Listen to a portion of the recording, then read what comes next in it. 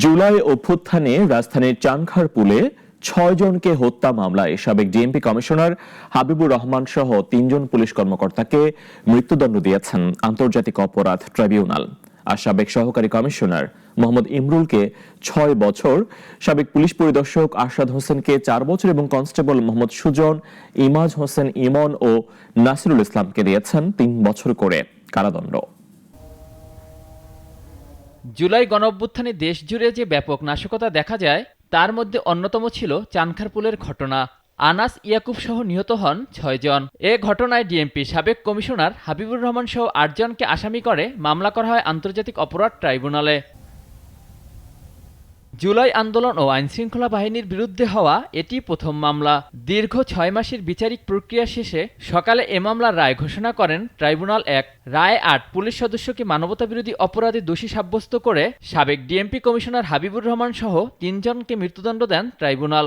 এছাড়া ইমরুলকে ৬, আরশাদের ৪ ও কনস্টেবল সুজন, ইমন ও নাসিরুলের ৩ বছরের কারাদণ্ড দেন আদালত।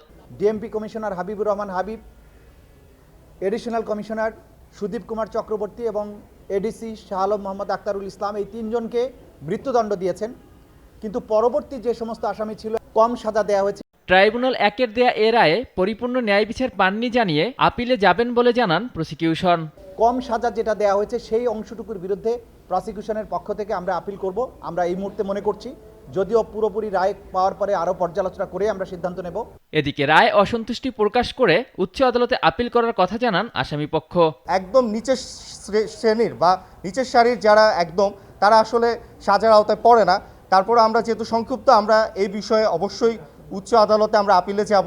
প্রমাণ থাকা সত্ত্বেও এ সাজা শহীদ পরিবারের জন্য বৈষম্য জানিয়ে রায় প্রত্যাখ্যান করেন শহীদ পরিবারের সদস্যরা। সন্তানের যে খুনি তার ভিডিও ফুটেজ থাকা সত্ত্বেও তাকে ৩ বছরের যদি কারাদণ্ড দেয়া হয়, সেটা কি আসলেই যৌক্তিক কোনো রায় হয়েছে বলে আপনারা মনে করেন? আমি তো মনে করি না। আমার এই ছেলের রায়টা আমি শুনে সন্তুষ্ট হই নাই। মনের মধ্যে অনেক জ্বালা, আমার অনেক যন্ত্রণা। জুলাই গণঅভ্যুত্থানে সংগঠিত মানবতাবিরোধী অপরাধের ঘটনায় দ্বিতীয় রায় দেখল দেশবাসী। সেই সাথে এ রায় মৃত্যুদণ্ডপ্রাপ্ত আসামি ৩ জনের সম্পত্তি বাজেয়াপ্ত করারও নির্দেশ দিয়েছেন ট্রাইব্যুনাল। অলিউল রনি, নাগরিক, ঢাকা।